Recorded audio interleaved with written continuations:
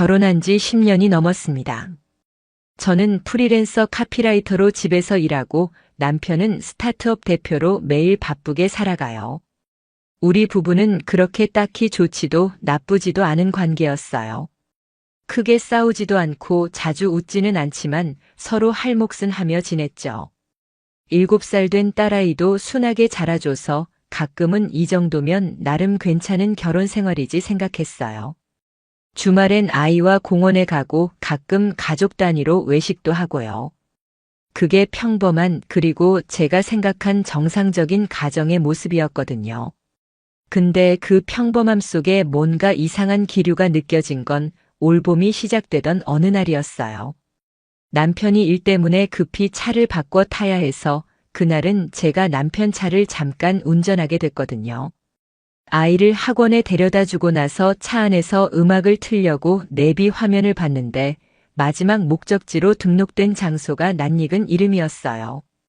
라비에트 프렌치 다이닝, 강남 쪽에 있는 고급 레스토랑이었죠. 근데 이상한 건 그날이 평일 저녁이었고 남편은 오늘 야근이야. 늦어. 라고 했던 날이라는 거예요. 순간 가슴이 철렁했습니다. 이게 뭐지? 사소한 거였어요. 정말 별거 아닌 기록 하나. 하지만 그 기록 하나가 제 머릿속에 너무 또렷하게 박혀버렸어요. 그날 밤 괜히 눈치를 살폈죠. 남편은 변함없이 피곤한 얼굴로 귀가했고 아무 일도 없다는 듯 텔레비전을 켰어요. 오늘 야근 어땠어? 그냥 툭 던져봤어요. 응, 뭐 회의가 좀 길었지. 조금도 주저함 없는 말투에 되레 제가 의심한 게 미안해질 정도였어요. 하지만 다음 날 남편 회사 인스타그램 계정에 올라온 게시물을 보고 그 마음은 곧 사라졌어요. 어제 파트너사 미팅, 오랜만에 프렌치 다이닝. 그 사진 안에 남편이 있었고 그 옆에 익숙한 얼굴이 함께였죠. 정민이었어요.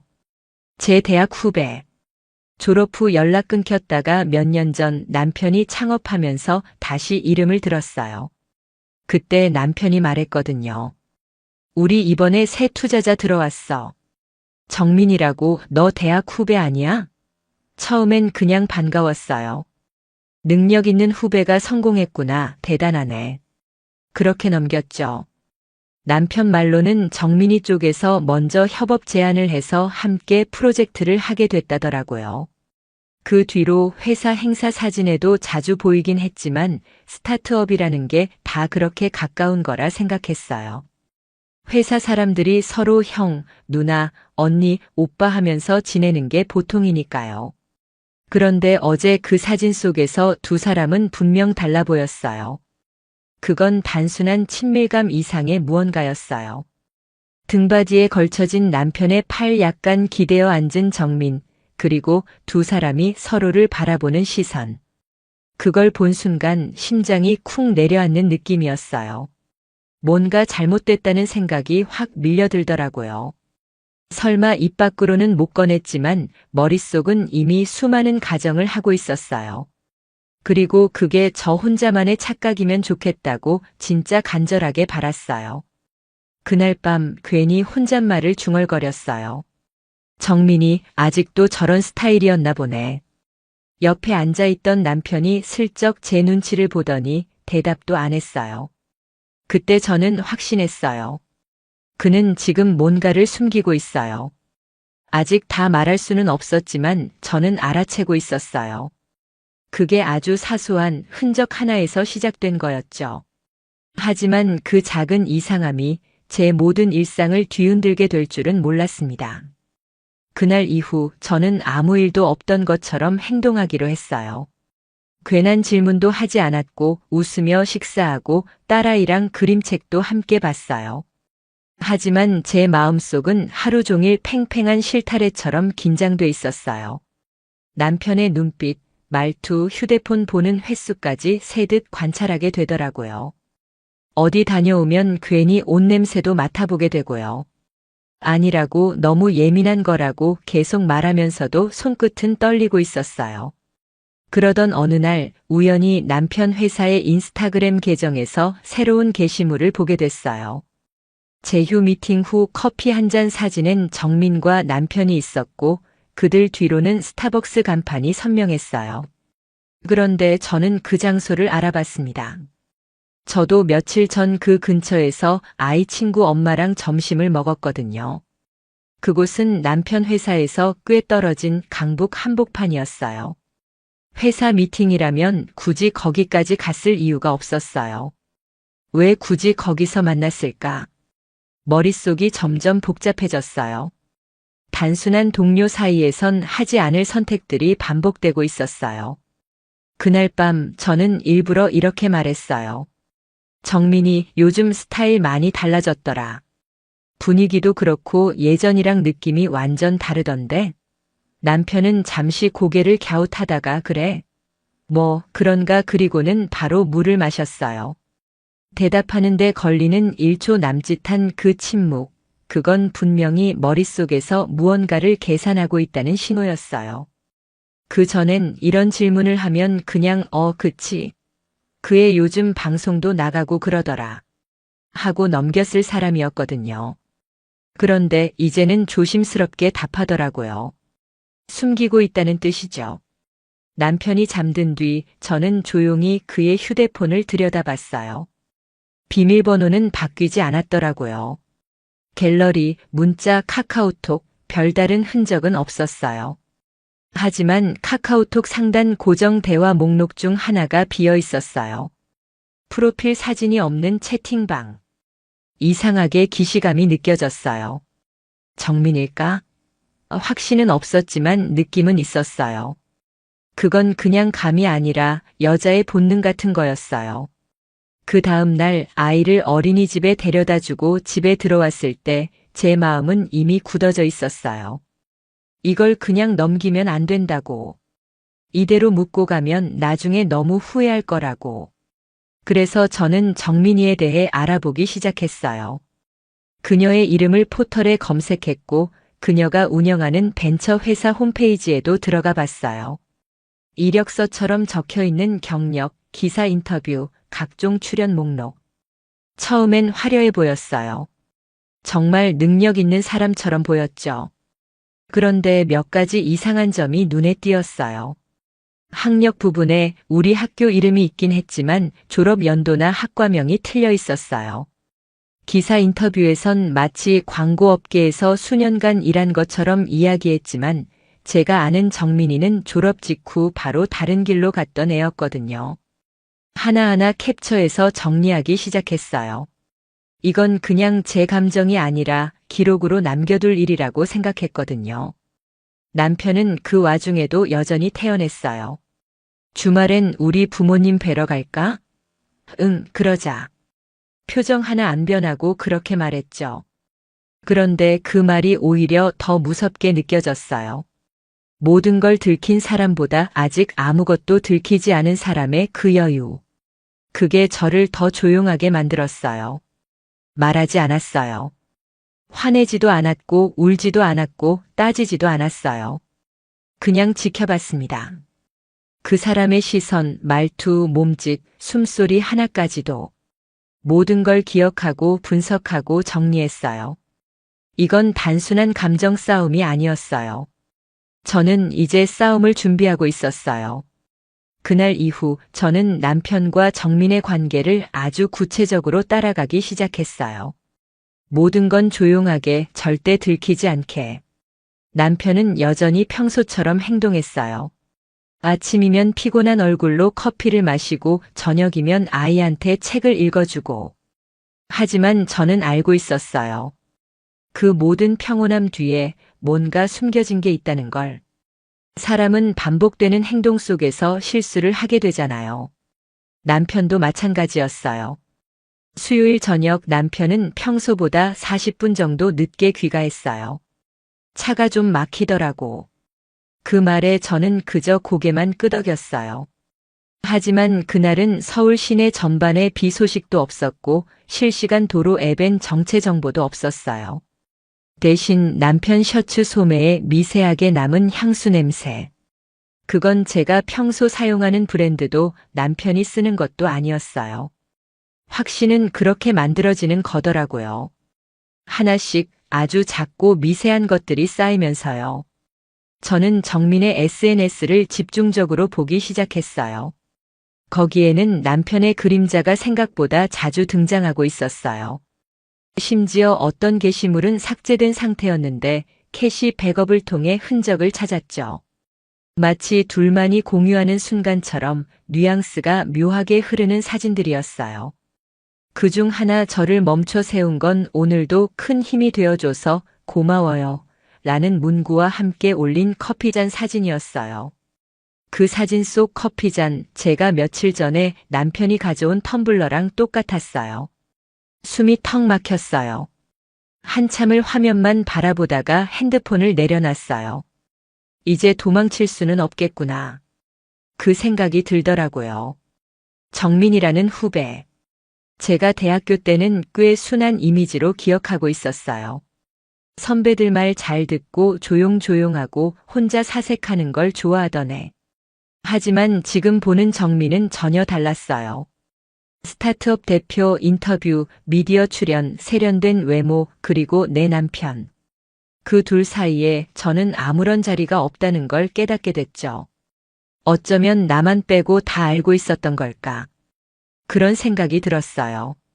그러던 중 남편과 정민이 같은 날 같은 장소를 태그한 포스팅이 있다는 걸 발견했어요. 정민은 가로수길 한 식당에서 브런치 회의라며 사진을 올렸고 남편은 다음 날 어제 좋은 자리 감사합니다라는 문장을 올렸죠. 날짜, 장소, 배경 다 들어맞았어요. 심장이 빠르게 뛰었어요. 이건 이제 우연이 아니야. 이쯤 되니 행동에 나서야겠다는 결심이 생겼어요.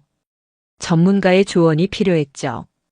그 주 금요일 아이를 친정에 맡기고 저는 조용히 변호사 사무실에 들렀어요. 지인이 소개해준 이혼 전문 변호사였어요. 아직 이혼을 결심한 건 아니고요. 그냥 제 상황이 어떤 건지만 알고 싶어서요. 그렇게 시작된 상담. 가슴이 조이듯 불편했지만 한편으론 아주 오랜만에 내가 무언가를 준비하고 있다는 기분이 들었어요. 정신적 외도 정황 증거, 통화 내역, SNS 캡처 전부 수집해두세요. 변호사는 담담히 말했어요. 직접적인 행위 장면이 없어도 충분히 위자료 청구 사유로 인정될 수 있습니다. 그 말을 듣는 순간 가슴이 철렁했어요. 이게 단순한 의심이 아니라 법적인 사안이 될 수도 있다는 사실이 현실처럼 느껴졌어요. 그날 밤 남편은 늦게 들어왔습니다. 미팅이 길어졌어. 늘 듣던 그 말. 하지만 이제는 달랐어요. 그 말 뒤에 숨겨진 모든 거짓이 저는 들리기 시작했으니까요. 확신이 생긴 이후 저는 완전히 다른 사람이 되어 있었습니다. 예전처럼 울지도 않았고 화도 내지 않았어요. 이제 저는 준비하는 사람이었거든요. 첫 번째로 한 건 정민의 사업 구조를 살펴보는 일이었어요. 표면적으로는 꽤 잘 나가는 벤처처럼 보였지만 막상 들여다보면 허점투성이더라고요. 정민의 회사 이름으로 등록된 각종 기사, 인터뷰, 투자 유치 내용들을 모았고 국세청 기업정보 사이트에서 사업자 등록번호를 기반으로 공시 정보까지 확인했죠. 사무실 주소지와 등록된 직원 수, 매출 추이, 심지어 대표 이메일까지 하나하나 캡처하고 엑셀에 정리했습니다. 그 과정에서 저는 놀라운 걸 발견했어요. 정민은 자신을 하버드 경영대학원 수료라고 소개했지만 해당 학교 공식 수료자 목록엔 그녀의 이름이 없었어요. 또한 그녀가 인터뷰에서 언급했던 글로벌 제약사와의 공동 개발 건도 사실상 MOU조차 체결된 적 없다는 기사가 해외 블로그를 통해 정정 보도된 기록으로 남아 있었습니다. 그 순간 온몸에 전율이 흘렀어요. 정민은 자기 이력을 꾸며내고 그 이미지로 투자자들을 끌어들이고 있었던 거예요. 이걸 들키면 어떻게 될까? 그 생각이 스쳐 지나갔을 때 심장이 빠르게 뛰었습니다. 처음으로 복수라는 단어가 구체적인 계획처럼 떠오르기 시작했어요.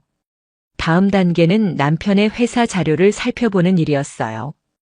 공유된 구글 드라이브, 남편이 무심코 켜두고 나간 노트북 화면, 그리고 프린터기에 남겨진 인쇄 문서까지 하나하나 확인했어요.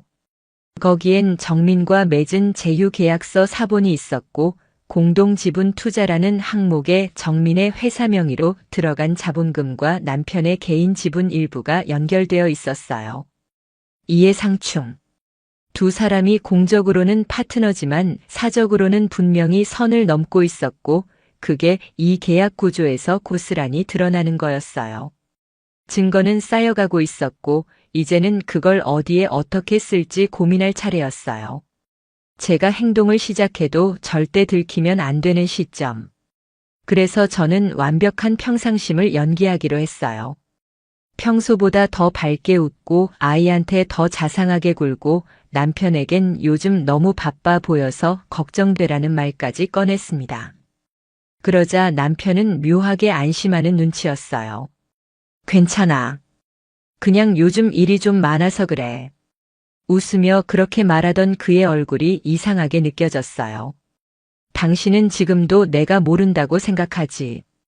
그 생각이 들자 속이 부글부글 끓었지만 저는 고개를 끄덕였어요. 응. 너무 무리하지는 마. 그날 밤 저는 노트북에 새로운 폴더를 만들었습니다. 폴더 이름은 정리. 그 안에 지금까지 모은 스크린샷, 계약서, 기사 링크, 투자자 명단, 모든 자료를 날짜별로 정리해서 넣었어요. 그리고 마지막으로 하나 더. 정민이 과거 학교 선배들에게 돌렸던 창업 초기 투자 유치 메일도 찾았어요. 그 메일 안에는 스스로의 이력을 일부러 부풀려 적은 문장이 그대로 남아 있었죠. 그걸 저는 정확히 캡처했고 메일 원본까지 확보했습니다. 이제 준비는 거의 끝나가고 있었어요. 감정이 아닌 논리와 구조로 무너뜨리는 작업. 그 사람이 내게 어떤 상처를 줬는지 그건 이제 중요하지 않았어요. 이건 감정의 싸움이 아니라 진실을 드러내는 과정이 되어가고 있었거든요. 요 며칠 저는 일부러 조용히 지냈어요. 남편과의 대화는 짧게, 표정은 부드럽게, 감정은 최대한 절제했죠.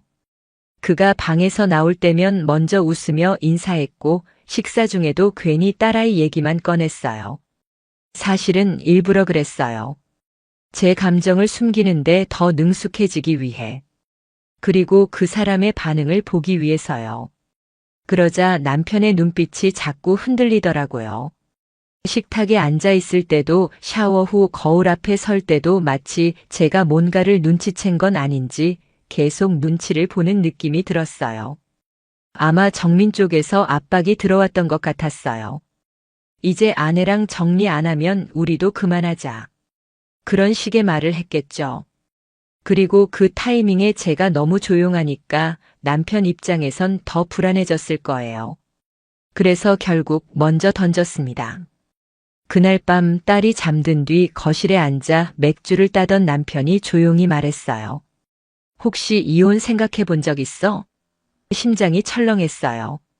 정말 그 말이 현실이 될 줄 몰랐거든요.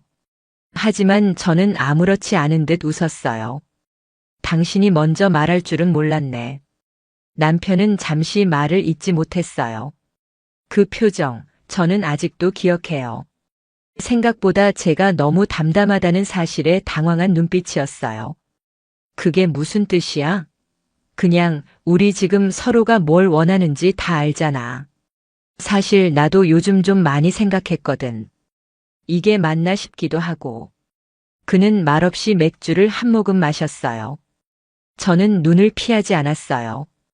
그 순간 내가 이 관계에 주도권을 쥐었다는 걸 직감으로 느낄 수 있었어요.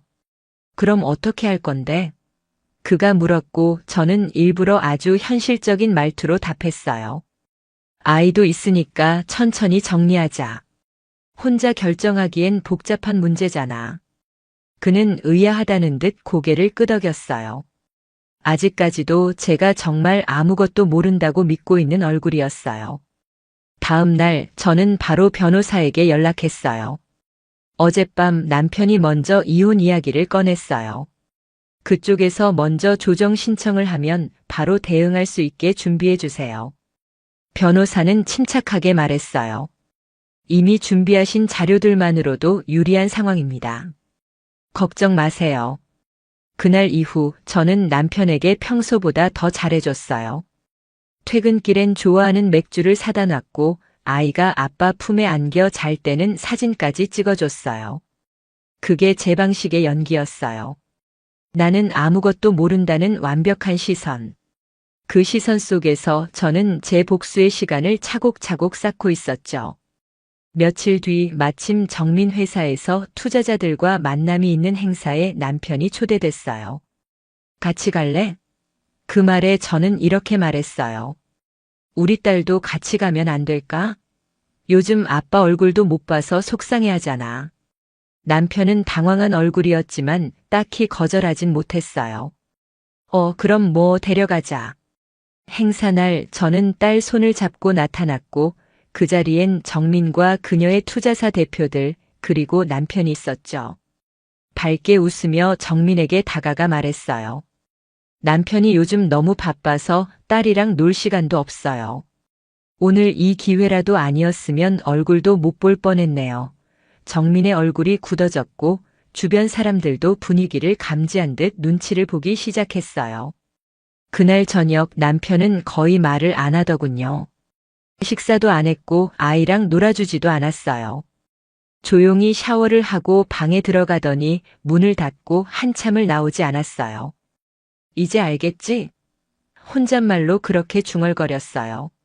내가 알고 있다는 거 느껴졌겠지. 그리고 전 컴퓨터를 켰어요. 정민의 SNS, 정민의 언론 인터뷰, 정민이 썼던 회사 홍보 게시물까지 다시 한번 정리해서 파일로 저장해뒀어요. 그 파일의 이름은 다음 단계. 이제 진짜 시작이니까요. 그날 이후 저는 예전보다 더 부드럽게 웃고 더 자주 웃었습니다. 남편이 퇴근하면 오늘 많이 피곤했지? 하며 물 한 잔 건넸고 딸 앞에서는 항상 화난 얼굴이었죠. 하지만 그 모든 평온함 뒤에는 아주 조용한 전쟁이 시작되고 있었어요. 제가 선택한 전장은 SNS였습니다. 정민의 인스타그램은 정말 솔직했어요. 일상, 미팅, 와인잔, 식당, 명언, 가끔은 잘 차려입은 셀카까지. 대부분의 게시물은 별것 없는 듯 보였지만 자세히 들여다보면 누구와 함께 있는지가 은근하게 드러났어요. 그중 한 게시물. 와인잔 2개가 놓인 호텔 라운지 테이블. 비 오는 날 조용한 오후. 쉼표 같은 하루 문구 아래엔 시간과 장소가 표기되어 있었어요. 오후 3시 XX 호텔 로비. 그걸 본 순간 머리가 하얘졌어요. 그날 남편은 고객사 미팅 때문에 외근 간다고 했던 날이었거든요. 캡처했습니다. 스크롤을 내리면서 손끝이 살짝 떨릴 정도였어요. 증거로는 아직 부족했지만 심리전에는 이 정도면 충분했어요. 그 게시물에 저는 정확한 날짜와 장소를 암시하는 댓글을 달았습니다. 그날 오후 3시 XX 호텔 로비 조용했죠? 댓글을 단지 5분도 안 되어 그 게시물은 삭제됐어요. 그리고 정민 계정은 비공개로 전환됐죠. 웃음이 나더라고요. 당황했구나. 그 후로 저는 한 번도 댓글을 달지 않았지만 그녀의 SNS에 접속한 흔적은 계속 남기도록 했습니다. 그 사람이 지켜보고 있다는 느낌만큼 강력한 압박도 없으니까요. 며칠 후 정민이 운영하는 회사의 투자사 공식 메일 계정으로 하나의 PDF 파일이 전달됐습니다. 발신인은 익명이었고 IP는 외국 서버를 거친 상태였죠. 그 파일엔 정민이 허위로 기재한 언론 인터뷰 내용, 수정되지 않은 사업 계획서 일부, 그리고 SNS에 올라왔던 교묘한 문구들과 실제 시간 비교 분석까지 정리돼 있었어요. 마지막 페이지엔 짧은 문장만 하나 적혀 있었죠. 투자에 앞서 대표자의 윤리 기준을 확인하는 건 기본입니다. 그 파일을 보낸 직후 저는 그날 저녁 정민의 회사 홈페이지 접속이 잠시 중단된 걸 확인했어요. 이건 분명 뭔가 있었던 거예요. 정민은 분명 알았겠죠.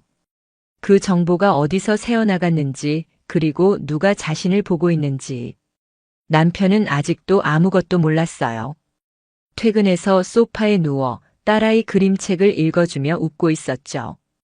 그걸 바라보는 제 표정도 아마 평소와 다르지 않았을 거예요.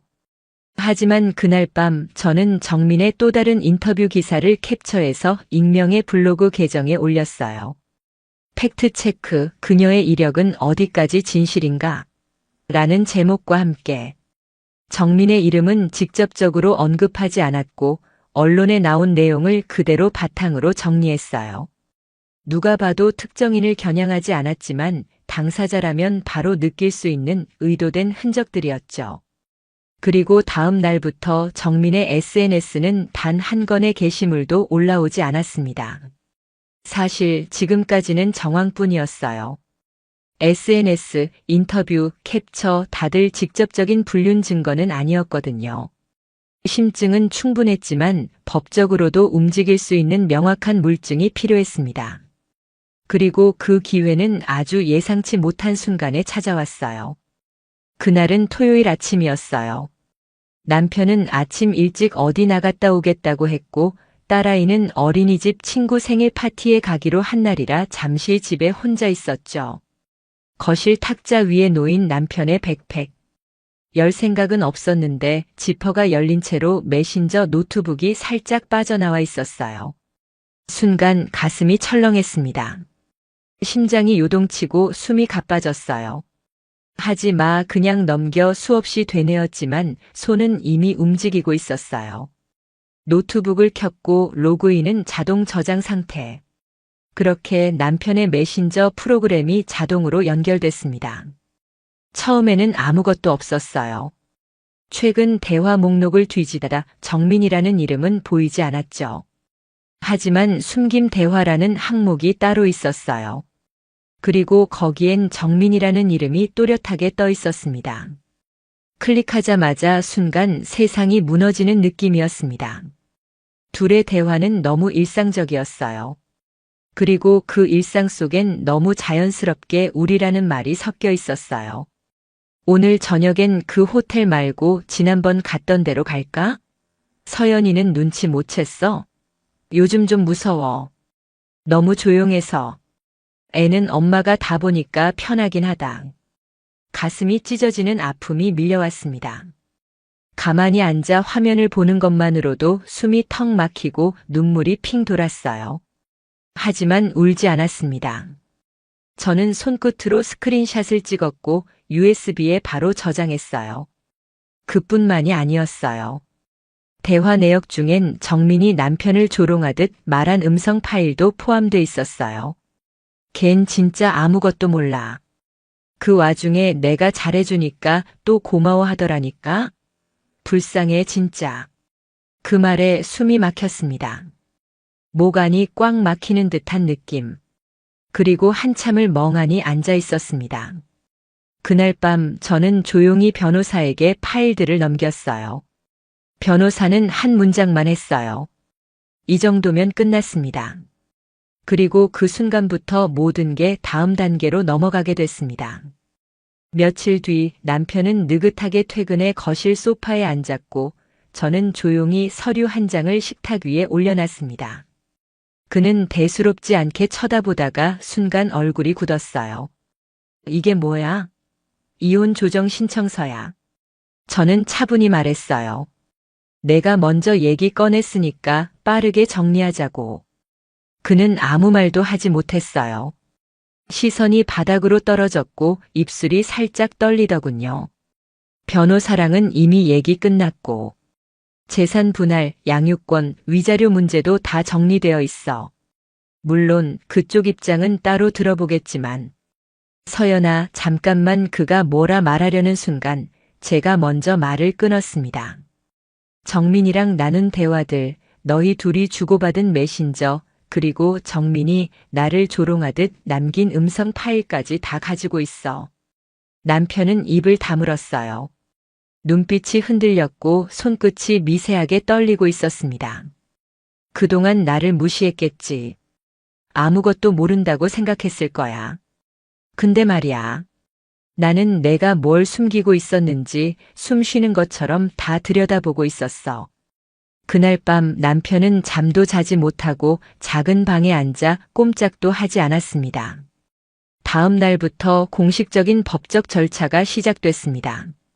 변호사는 바로 정민과 지우의 메신저 내역, 정민의 조롱 음성 파일, SNS 캡처 내용, 정민의 허위 인터뷰 정리본까지 모두 정리해 증거자료로 제출했습니다. 정민은 바로 대응해 오지 않았어요.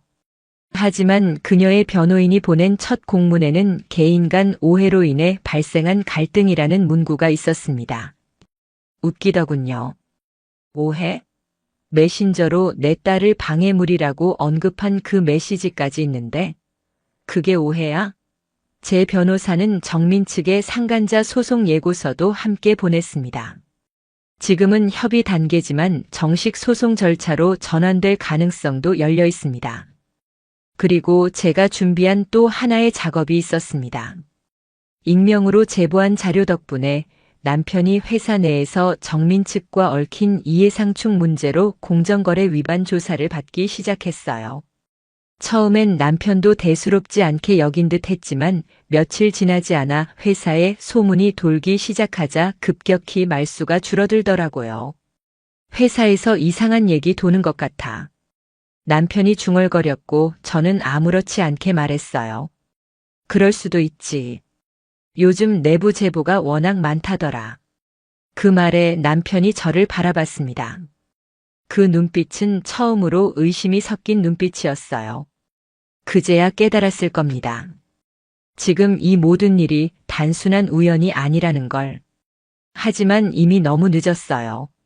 나는 이혼을 당하는 사람이 아니라 이 결혼을 정리하고 있는 사람이었으니까요. 이혼 소송은 조정 없이 곧바로 재판으로 넘어갔습니다. 서류가 접수되고 첫 기일이 잡히기까지 딱 3주가 걸렸어요. 그 3주 동안 남편은 눈에 띄게 초조해졌습니다. 말이 줄고 핸드폰을 들여다보는 시간이 늘어났고 심지어는 정민과도 연락을 끊은 듯 보였어요. 어느 날 밤늦게 혼잣말을 하더군요. 정민이는 왜 이렇게 잠수지? 나만 남은 건가 그 말을 듣는데 솔직히 마음 한켠이 시원하기도 했어요. 그리고 드디어 법정에 섰습니다. 양쪽 변호사가 서류를 내고 판사는 차분히 상황을 정리해 나갔어요. 처음엔 무미건조한 절차 같았지만 그날의 하이라이트는 따로 있었습니다. 저희 측 변호사가 조용히 USB 하나를 제출했습니다. 이건 원고 측이 확보한 피고와 제3자의 대화 및 음성 녹취 파일입니다. 이혼 사유 및 양육권 청구 관련 판단에 영향을 줄 수 있어 법원에 확인을 요청드립니다.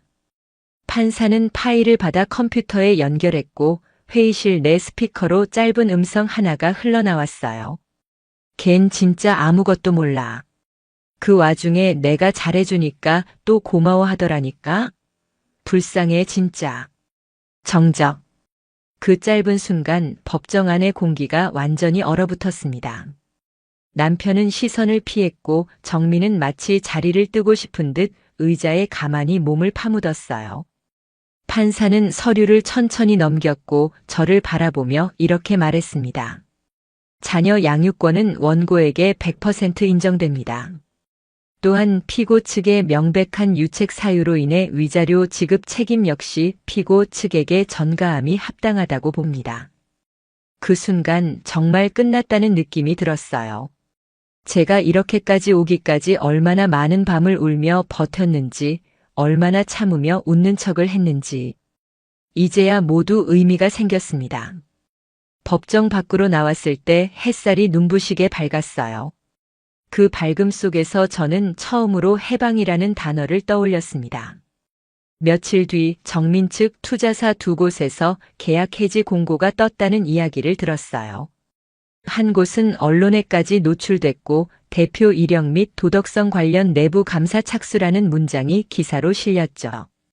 남편은 새로 시작한 창업 아이템이 출범과 동시에 이해상충 문제로 언론의 주목을 받기 시작했고 첫 투자 유치는 무산됐습니다. 그 와중에 저는 딸아이와 처음으로 단둘이 제주도 여행을 다녀왔어요. 해변에서 발을 담근 채 딸이 이렇게 말하더군요. 엄마, 우리 요즘 더 자주 웃는 것 같아. 그 말에 그냥 고개만 끄덕였어요. 눈물이 나올까봐. 이건 복수가 아니었어요. 그저 진실을 하나하나 꺼내놓았을 뿐이에요. 그리고 마침내 이제는 내 인생의 방향을 내가 정할 수 있는 시간이 도착했음을 느꼈습니다. 이혼 판결이 확정되고 모든 법적 절차가 끝난 지 딱 6개월이 흘렀습니다. 그동안 저는 저만의 루틴을 다시 만들었어요. 아침엔 아이와 산책을 하고 오후엔 글을 쓰거나 상담 공부를 했습니다. 그리고 어느 날 한 지인이 저에게 제안을 했어요. 서연 씨, 혹시 유튜브 채널 출연해 볼 생각 없어요? 가정법률 상담 콘텐츠인데 실사례를 바탕으로 이야기하는 포맷이에요. 딱 서연 씨 같은 분이 필요하거든요. 처음엔 망설였어요. 하지만 곰곰이 생각해봤죠. 이 경험이 나만의 아픔으로 끝나는 건 너무 허무하지 않을까? 그래서 저는 출연을 수락했습니다. 첫 녹화날 카메라 앞에 앉으니 묘하게 떨리더라고요. 그날 제가 처음으로 꺼낸 말은 이거였습니다. 저는 복수를 하지 않았습니다. 다만 진실을 하나씩 꺼내놨을 뿐이에요. 그 결과가 이렇게 된 거죠. 댓글창엔 수많은 반응이 달렸어요. 실화 맞나요? 우와, 말이 안 나옵니다. 이건 진짜 누가 들어도 사이다네요. 그리고 나도 이런 용기 낼 수 있을까라는 말들. 그걸 보면서 알게 됐어요. 제가 이걸 버텨낸 이유는 결국 누군가에게 힘이 되기 위해서였다는 걸요. 그리고 정민. 그녀는 투자자 3곳에서 계약을 파기당했고 한 벤처 커뮤니티에선 도덕적 해이라는 키워드와 함께 이름이 언급되기도 했어요. 프로필을 비공개로 돌렸다는 얘기도 들었습니다. 그리고 그 이후론 어떤 활동도 하지 않더라고요.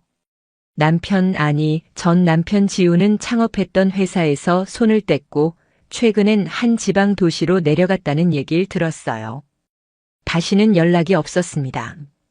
딸은 요즘은 그림 그리기를 좋아해서 제가 저녁마다 스케치북을 같이 펴줍니다. 그림을 그리면서 딸이 물었어요. 엄마, 옛날엔 울었어? 가끔. 근데 지금은 안 울지? 응. 지금은 웃을 일이 더 많아졌어.